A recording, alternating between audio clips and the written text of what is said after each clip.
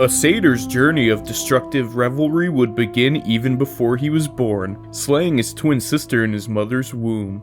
After giving birth, his mother knew he was destined for a fate far greater than others of their kind, but likely never would have guessed he would one day ascend to godhood. This is the exploration of XENAGOS.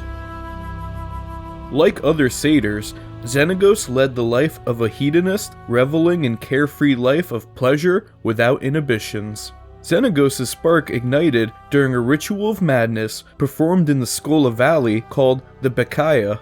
Taking advantage of his new status and perspective, XENAGOS would travel the multiverse to enjoy all sorts of new pleasures. However, XENAGOS could not forget the grim reminder that within the grand scheme of things, he was utterly insignificant.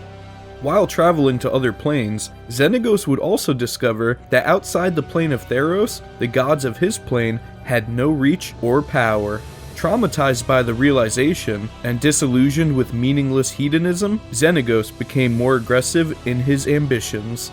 XENAGOS would later return to Theros, now bored by the old hedonistic lifestyle. XENAGOS now believed the gods on the plane to be a complete farce and would no longer participate in the illusion.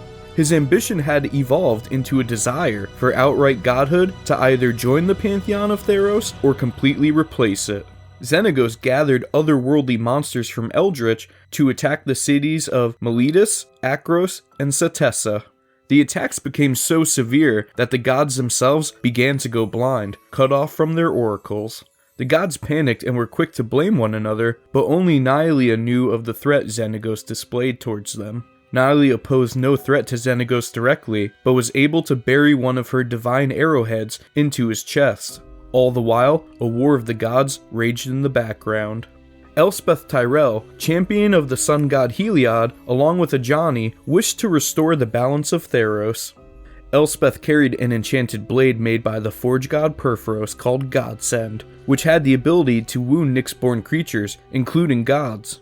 Sensing this threat, and wishing to obtain Godsend to assure no mortal could harm them, the gods nearly destroyed Theros while striving to take the weapon for themselves. Kruphix commanded all gods to return to the Skyrealm of Nyx, where they could no longer harm mortals, unbeknownst that his plan would help XENAGOS achieve his plan now that all the gods were powerless to interfere in his ascension. In the absence of other gods, Mogus saw an opportunity to strike a blow against his brother Iroas. Mogus sent an army of Minotaur worshippers to destroy the city of Akros. The Akroans were fighting a losing battle, but the scheme of XENAGOS was perfectly falling into place. XENAGOS allowed himself to be captured by the Akroan army and demanded an audience with Elspeth. He informed Elspeth that raising the river flowing through the city would cause the Minotaur army to be swept away without risking more lives. The plan worked, and in celebration, Anax ordered a grand festival in honor of the victory. While Elspeth and her lover Daxo slept, XENAGOS returned and stained Elspeth's mind. While she dreamed of striking out against a Phyrexian horror, in reality she had killed Daxos. Elspeth fled, witnessing the revel XENAGOS had manipulated her into creating. With this, XENAGOS ascended into Nyx as the hedonistic god of revels. Heliod became bitter towards the new god and vowed to destroy the satyr he referred to as the Usurper.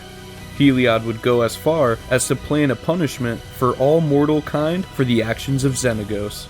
Ultimately, Heliod was also powerless in stopping XENAGOS, as the law of the plane forbade any of the gods to expel him from the pantheon.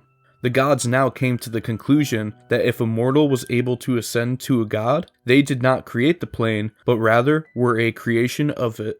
XENAGOS still needed devotion to sustain his divinity. He assembled an army of Nyx-born creatures, causing the skies of Theros to darken. The chaos that followed stabilized his place in Nyx. However, Elspeth had followed him with intent on hunting him down.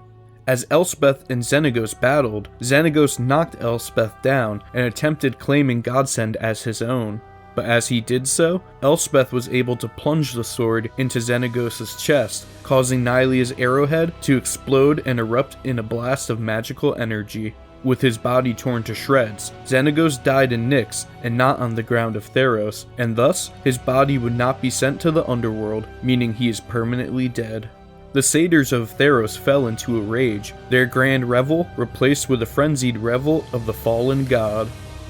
Although the planeswalker is now dead, the fallout from the events which took place sculpted the future of Magic the Gathering lore from immediately after to years later when Magic returned to Theros in Theros Beyond Death. Although our devotion no longer matters, it will be hard to forget one of Magic's most interesting antagonists. I hope you enjoyed the exploration of XENAGOS. Hey guys, if you want to ascend to godhood, be sure to like, comment, and subscribe. Leave a comment on who you would like to see the lore of explained, and your choice might just make it to the next video. I thank you all for watching as always. Until next time.